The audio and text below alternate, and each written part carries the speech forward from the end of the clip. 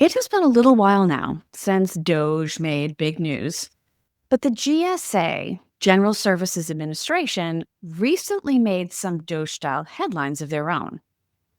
In late June, they sent a letter to a number of large consulting firms.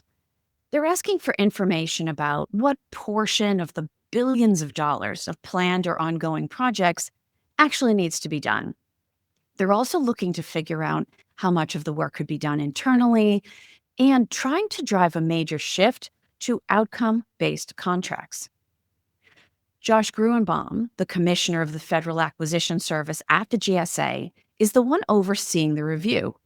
And he has specifically requested, and I quote, no consultant gobbledygook when the firms respond detailing their existing contracts and explaining project pricing structures. Now, this is all happening against an additional source of pressure facing the consulting industry, the analytical and generative power of AI. Now, this combination of rollbacks in federal spending, the shift to outcome-based contracts, and then, of course, the pricing and efficiency pressure from AI is creating a combination of really interesting dynamics that I have no doubt will end up impacting private sector consulting contracts and spending as well. And so in this episode of Art of Supply, we're going to start by taking a look at how the federal government defines consulting. We'll go through the multi-round cost reduction process being led by the federal government, and then we'll consider the impact of this mindset shift, moving away from time and materials contracts and towards outcome-based ones with the addition of AI. Now, let's get a sense of the scope here. According to an article I read from Morning Brew, federal agencies spent $500 billion on consulting contracts in the 4-year period from 2019 to 2023. Now, they're drawing from the Government Accountability Office on those numbers. And when we dig a little bit deeper into that $500 billion, we very quickly discover that by far the Department of Defense is the largest spender. They account for over 46%, or $230 billion. And to date, they've hardly been touched by DOGE. Now, back in April, the DoD said it had planned to cut $5.1 billion in consulting contracts, which sounds like a ton of money. But when you compare it to the total, it's only about 2%. I mean, that's the equivalent of a rounding change. Now, the size of these numbers justifies questions about what does the GSA consider consulting to be? Even in their talk about auditing the spend, they mentioned using the North American Industry Classification System, or NAICS codes. And in those codes, they're covering things like computer systems design, engineering. There's a lot of other scientific, other technical, other professional, scientific and technical. And then, of course, administrative and general management consulting. Now, some of the articles that I read in preparing for this episode also mention the fact that federal construction contractors are being included in this as well. But it's hard to tell based on the NAICS codes that were mentioned if any of that money is included in the $500 billion.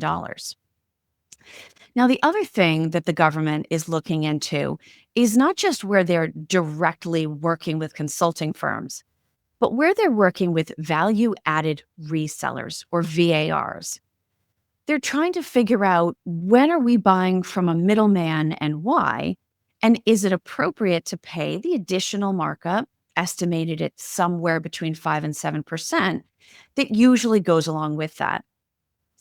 The GSA has said that they're planning to determine what they think a fair markup or a fair profit margin, not quite the same thing, is for VARs and consulting firms going forward.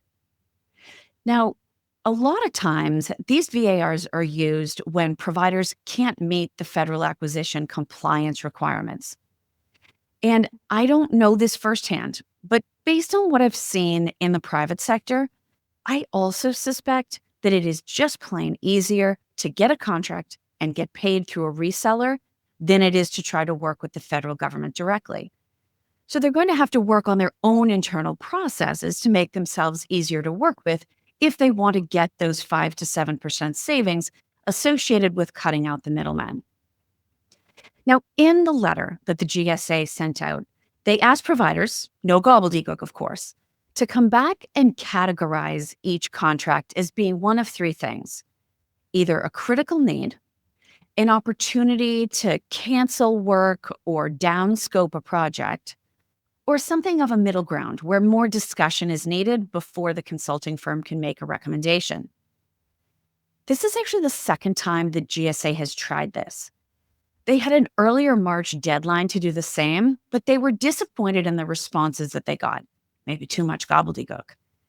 July 11th was the deadline for firms to respond this round, and the GSA has floated the possibility of both canceling contracts or simply putting them back out to bid to get more competitive rates. Now, consulting firms, although the federal government was disappointed in their first round of information, have offered to make changes. They've offered to limit the scope of work, they've offered to terminate contracts, and according to an April article that ran in the Wall Street Journal, quote, at least two firms offered 7 to 10% discounts on their labor costs within existing contracts, while others provided credit proposals of $100 million towards their work. So clearly, in addition to talking about what can be downscoped, talking about what can be canceled, these consulting firms are looking at the federal cash cow and thinking, okay, let's offer credits, let's put through reductions in hourly rates, or maybe they're even having more junior people do more of the work to bring that total cost down. Now, each firm involved in this process is being affected a little bit differently, simply based on the kind of work that they do and the scope of their contracts. So, Booz Allen, who makes nearly all of their $11 billion in annual revenue from federal government contracts, has offered to cut about $1 billion of that. Deloitte has mentioned that they may plan layoffs as a result of some of these federal changes. The interesting thing is that we've seen not just large numbers, but an increase in spending. Just looking at some of the numbers, so I talked about Booz Allen.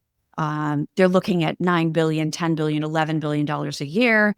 There are other numbers that suggest that if you combine Accenture, Deloitte, and BCG, you're looking at about an additional $20 billion.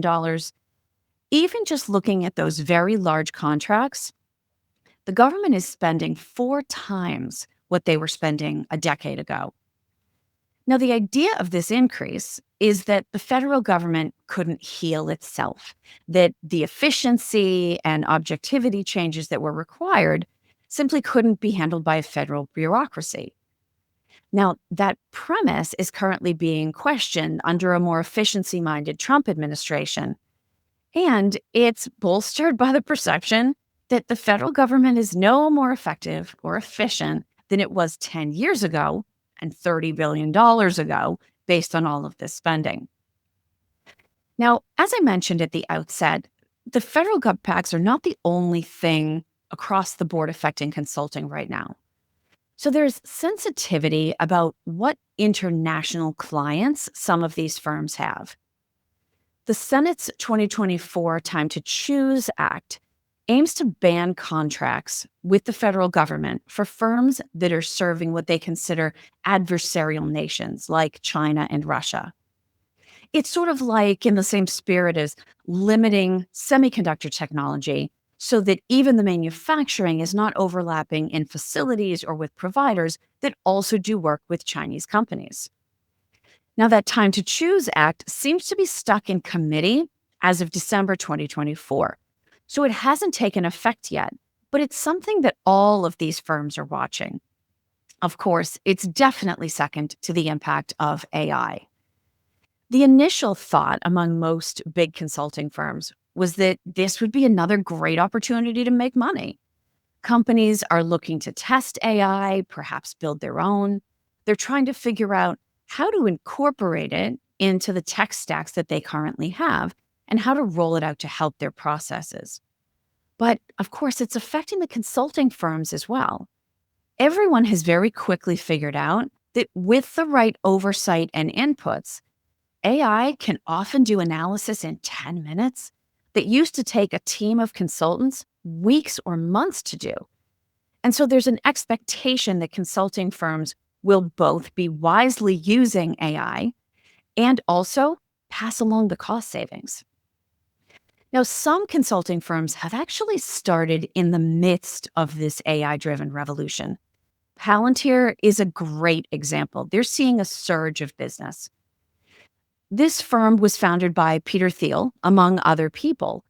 And it actually reminds me of back in the day, I hate to say it, but back in the day, when software moved from being behind the firewall or on prem to being SaaS and mounted in the cloud. Companies that had to make that transition had a much more difficult lift to undergo than companies that were starting fresh simply in the cloud. And so it places some of those software companies and some of these consulting firms in a really challenging position compared to something like Palantir that has started up right from the outset, that the idea of AI being baked in helps productivity, helps efficiency, and therefore helps not only the productivity, but also the cost that they're able to give clients. Now, by far, the biggest thing that the GSA is pushing for is this idea of shifting to outcome-based contracts. Now, in the past, consulting has been, death and taxes, the things that you always know are going to happen. In bad times, consulting was needed to help compete, to help cut back. In good times, consulting was needed to fuel opportunistic growth in a strategic way. But now the GSA is saying, we don't want to just pay you for your time. We want you to have skin in the game. We want shared savings models. We want deliverables-based payment structures. The federal government wants to make sure that these service providers are not just profiting, but that they're actually invested in the federal government's success. Now, with this move, if a consulting firm can't show how its work has led to clear, quantifiable returns, they may find themselves at the top of the list for contract restructuring or even cancellation. One GSA employee who spoke unnamed because they weren't approved to speak publicly said that this change in mindset is trying to prioritize a sense of shared responsibility, looking to maximize the value of taxpayer dollars. Now, I get it, right? I think we all do. We all want to see less stories about expensive toilet seats and golden hammers and more consulting services that led to something being more efficient or led to people and processes being more productive. But I think we have to be realistic. Since the originating contracts were not structured in this way, it may be hard to just shift the pricing as they're moving forward. The GSA has also said that going forward, no contract should have a term longer than 3 years. Now, that's a fairly standard time frame for a private sector contract, but getting into and making changes in the federal government is really difficult. My suspicion, in fact, again, based on no firsthand knowledge, is that half of the time of a contract is spent figuring out what the desired outcomes are for that contract that has already been rewarded. I mean, when we're talking about outcome-based contracts, the consulting firms can't say, okay, this is how we're going to bill you to achieve this outcome, if the federal government has not said, this is the outcome we're looking for, and this is how we're going to measure and define it. It would come as no surprise to me, even based on what I've seen in private sector companies, if that was a real struggle for the federal government. Now, even the fact that the GSA has gone to service providers versus budget holders or federal government project managers to get this information about what's critical, what can be downscoped or canceled, and what needs to be talked about, suggests that they don't have the information internally that they should. I'm guessing that a lot of these firms probably bid on and won contracts to work on very nebulous projects. So you can see where that leads to enormous cash flow and a real difficulty proving the changes that were driven. So maybe these consulting firms were being opportunistic, but can you blame them? It's not solely their responsibility to clean up this mess. Federal departments and agencies will have their own responsibility to help clean up this problem. The reality is the GSA is leading, let's call it the audit effort, but they're not actually responsible for the contracts themselves or the associated spending. They're just leading oversight. And of course, some of these guidelines and policy shifts that they're trying to change. We're ending up with something like a love triangle in these contracts. In each case, you have the GSA trying to provide oversight. You have the agency that has defined the project to whatever extent they have and awarded the contract. And then you have the consulting or professional services firm that has won that contract. Ideally, the three groups should be sitting down together, with the GSA effectively filling the seat that procurement would sit in between a supplier and a stakeholder group when these same conversations happening in companies. Asking consulting firms to decide what scope changes an agency should accept isn't really going to be effective for anything more than saving money. And while I know that's a primary objective in the federal government right now, we as procurement professionals know how that story always ends. When you prioritize savings above all else, you're probably going to end up being very unhappy, both with the savings and also with the services that you've received. Now, there was a really interesting article published by the Federal News Network that includes commentary from another unnamed, quote, procurement attorney. This person read the letter from the GSA and said, quote, "It's clear the letter was written by people without a deep understanding of how the government contracts for goods and services." Now, the consultant or the lawyer also went on to say, "I was surprised by the tone of the letter because it assumes guilt on the contractors. It fails to acknowledge that agencies awarded the contracts, which at the time of the award, they determined the prices were fair and reasonable, as were the negotiated terms and conditions.